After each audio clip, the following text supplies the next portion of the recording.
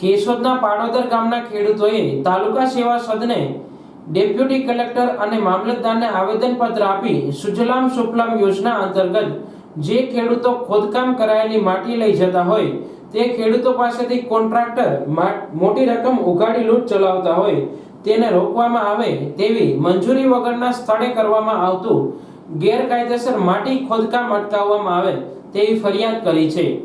આ અંગે મળતી વિગત મુજબ સરકાર દ્વારા ખેડૂતોના ખેતર ફળદ્રુપ બને તે માટે સુજલામ સુફલામ યોજના અમલી બનાવવામાં આવી છે, જેમાં સરકાર કોન્ટ્રાક્ટરને અમુક રકમનું ચૂકવણું કરી આપતી હોવાની ખેડૂતોને આ માટી વિનામૂલ્યે આપવાની થતી હોય છે, પરંતુ તેમ થતું નથી। તેવા સંજોગો વચ્ચે કેશોદ તાલુકાના પાડોદર ગામના ખેડૂતોએ એકઠા થઈ ડેપ્યુટી કલેક્ટર અને મામલતદારને આવેદનપત્ર આપ્યું હતું।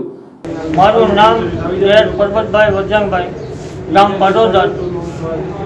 અમારા ગામની તિલોરી નદીમાં ખોદકામ કરનાર જે તે કંપનીઓએ અમારા બધા ખેડૂત ભાઈઓ પાસેથી વિના મૂલ્યે 250 રૂપિયા ઉઘરાવવામાં આવ્યા છે।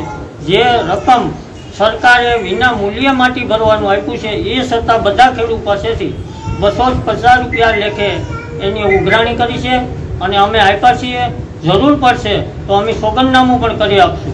આ આવેદનમાં જણાવ્યું કે સુજલામ સુફલામ યોજના અંતર્ગત જે ખેડૂતો માટી લઈ જતા હોય તે ખેડૂતો પાસેથી કોન્ટ્રાક્ટર મોટી રકમની ઉઘાડી લૂંટ ચલાવે છે, તેને રોકવામાં આવે તેમજ મંજૂરી વગરના સ્થળે ગેરકાયદેસર ખોદકામ થતું હોય તે અટકાવવામાં આવે તેવી માંગ કરી છે। આ અંગે જગદીશભાઈ નાથાભાઈ ડેર તેમજ ભરતભાઈ લાડાણીની આગેવાની હેઠળ જે ખેડૂતો પાસે કોન્ટ્રાક્ટરે રકમ ઉઘરાવી છે તે રકમ ખેડૂતોને પરત મળે તે માટે કુલ ઉઘરાવાયેલી રકમનું સોગંદનામું કરી આપી સરકારી કચેરીને રજૂઆત કરાશે તેવી ચીમકી પણ ઉચ્ચારી છે। જૂનાગઢ જિલ્લા કોંગ્રેસ સેવાદળ પ્રમુખ ભરત લાડાણી આજરોજ કેશોદ મામલતદાર કચેરીએ અમે ખેડૂતો દ્વારા એક આવેદનપત્ર પાઠવવા આવ્યા છીએ। કેશોદ તાલુકાના પાડોદર ગામે અમારા ખેડૂતો દ્વારા મળેલી ફરિયાદના આધારે સુજલામ સુફલામ યોજના અંતર્ગત ખેડૂતોને તળાવમાંથી માટી ખોદકામ કરી અને કોઈ કોન્ટ્રાક્ટર દ્વારા એ માટી વિનામૂલ્યે આપવાની હોય અને તળાવ ઊંડું થાય, ચોમાસામાં પાણી ભરાય અને ખેડૂતોની ખેતર ફળદ્રુપ બને એવા સરકારશ્રીના આશયથી સિંચાઈ વિભાગ દ્વારા જે મંજૂરી આપવામાં આવી એ મંજૂરી જે સ્થળની ખોદકામ કરવાની આપી એના બદલે અન્ય જગ્યાએ લાખો ટન માટી ખોદકામ કરી અને ત્યારબાદ સિંચાઈ વિભાગના અધિકારી સાથે મેં ટેલિફોનિક વાતચીત કરતા એમનું સ્થળ તાત્કાલિક બદલી નાખવામાં આવ્યું। એટલે પહેલી વાત તો જ્યાં અનધિકૃત રીતે ખોદકામ કરવામાં આવ્યું છે ત્યાં ખાણ ખનીજ વિભાગ દ્વારા એમની ખરાઈ કરી અને દંડાત્મક કાર્યવાહી કરવી જોઈએ। અને બીજી વાત કે જ્યાં સ્થળ ફેરવી અને જે નદીઓમાં ખોદકામ કરવાની પરમિશન આપી છે ત્યાં ખાણ ખનીજ વિભાગે કોઈ એના ક્રાઇટેરિયા નક્કી નથી કર્યા।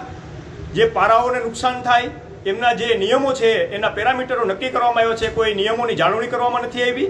અને ખાસ અમારી વેદના એ છે કે ખેડૂતો પાસે 250 રૂપિયા લેખે એક ટ્રેક્ટરના વસૂલવામાં આવ્યા છે। મારી સાથે જે ખેડૂતો ઉભા છે એ 250 રૂપિયા આપી અને માટી લીધી છે, એમનો ભોગ બન્યા છે।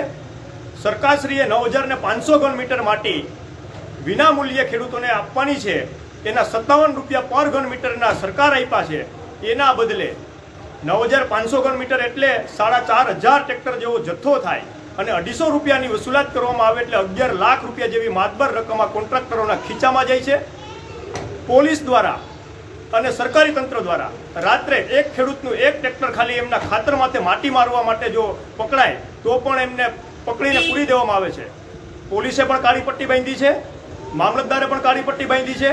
ત્યાંથી વિશેષ મારે કહેવું પડે છે કે ડેપ્યુટી કલેક્ટર અને ખાણ ખનીજ વિભાગના અધિકારીઓ પણ આમાં ચૂપ છે, એટલે સીધા જ પોતે ભાગીદારીની અંદર સંડોવાયેલા હોય એવો મારો આક્ષેપ છે। આને તાત્કાલિક રીતે બંધ કરી દેવામાં આવે અને જે ખેડૂતો પાસેથી પૈસા વસૂલવામાં આવ્યો છે પૈસા પરત કરે, નહીતર જરૂર પડે પાડોદરના ખેડૂતોને સાથે રાખીને મામલતદાર કચેરીએ ધરણા કરવામાં અમે કોઈ ખચકાશું નહીં। જય જવાન, જય કિસાન।